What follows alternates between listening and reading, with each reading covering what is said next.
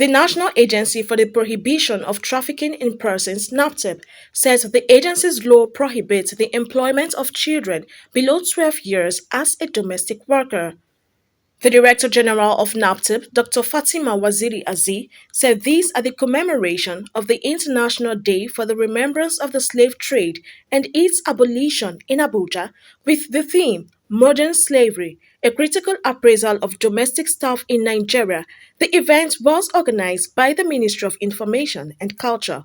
Waziri-Azi, who was represented by the Director of Intelligence and Public Enlightenment Departments, said that anybody found guilty of employing such child was liable to 7 years imprisonment. She stressed the need for the laws on employment of domestic workers, especially on the minimum age, to be harmonized to reduce existing confusion in the country. It is important at this time to know that the Trafficking in Persons Prohibition Enforcement and Addiction Act 2015, which set up the National Agency for the Prohibition of Trafficking in Persons, prohibits all forms of slavery and slavery-like activities. The agency also implements the Violence Against Persons Prohibition Act 2015. Please note this. Section 23, subsection 1A of the Trafficking in Persons Prohibition Enforcement and Addiction Act 2015 prohibits the employment of a child below 12 years as a domestic worker. The offense attracts a jail sentence not exceeding 7 years. This section also prohibits the employment of a child to do any work that is exploitative, injurious or hazardous to the physical, social, and psychological development of the child. This offense is without an option of fine. Section 24 and 25 of the same Act also prohibits the trafficking of human beings as slaves and forbids slave dealing generally.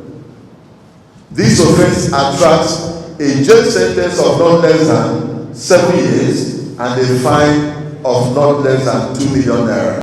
It is expedient that the whole of society and the whole of government come together to ensure that the issue of modern day slavery is kicked out of our society, as all hands must be on deck, as the agency cannot fight this fight alone. In her address of welcome, the Permanent Secretary, Ministry of Information and Culture, who was represented by the Director, Information Communication and Technology Departments, said the event would help in addressing the increased violence and dehumanization experiences of domestic staff in the society.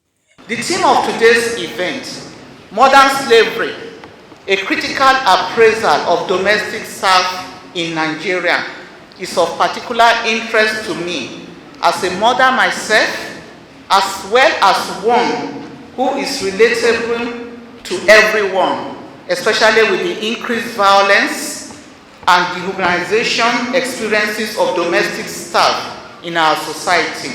The Director of UNESCO Regional Office for West Sahel Africa, represented by Nneka Okafor, the Head of Social and Human Sciences Sector, UNESCO Regional Office Abuja, said that UNESCO also supported and created safe platform for young people and educators to have conversations through research on new forms of slavery.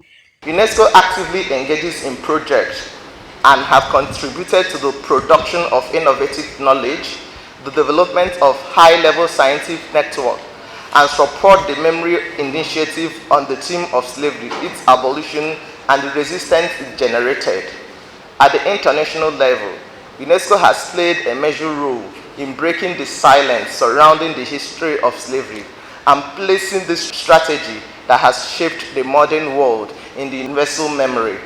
UNESCO also supports and creates safe platforms for young people and educators to have conversations through research on new forms of slavery linked with globalization, and cultivating an anti-racism partnership to enhance intercultural dialogues, inclusion, and diversity, and promoting regional and national integration.